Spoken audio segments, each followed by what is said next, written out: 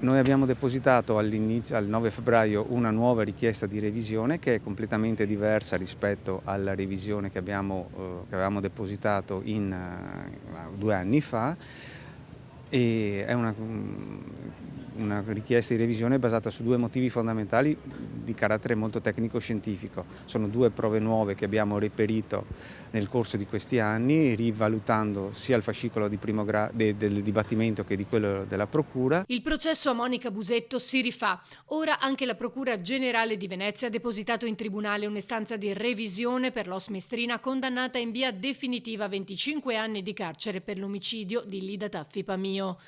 La richiesta del procuratore è arrivata addirittura pochi giorni prima di quella depositata dai difensori della Busetto il 3 febbraio. Penso che le 2 istanze verranno riunite e verrà fissata un'udienza nella quale discuteremo le altre istanze. Abbiamo trovato che la catena, che è l'elemento fondante della condanna di Monica, in realtà non è quella che è stata sequestrata a Monica, per motivi perché non è lunga uguale, perché non ha non ha la stessa maglia, è una collana completamente diversa.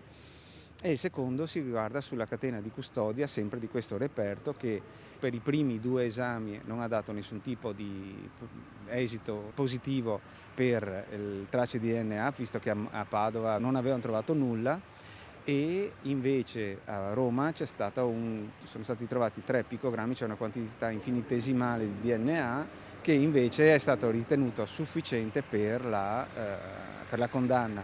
Noi, con una nuova relazione tecnica della nostra collaboratrice, la dottoressa Bartoloni, abbiamo cercato di dimostrare, e speriamo che sia così, che la catena di custodia non è stata così perfetta. Lida Taffi Pamio fu uccisa il 20 dicembre 2012 a 87 anni nel suo appartamento di via Vespucci a Mestre.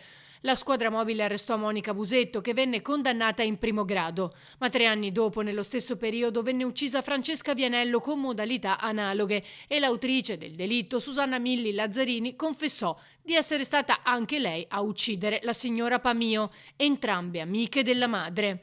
Le 2 furono processate in 2 procedimenti diversi, ma Busetto fu condannata e Lazzarini scagionata. Poi la richiesta di revisione che la Corte dei Conti trentina aveva rigettato e la Cassazione successivamente le diede ragione. Ora, con la prova schiacciante della catenina, inizia una nuova fase del processo che dovrebbe aprirsi tra aprile e maggio.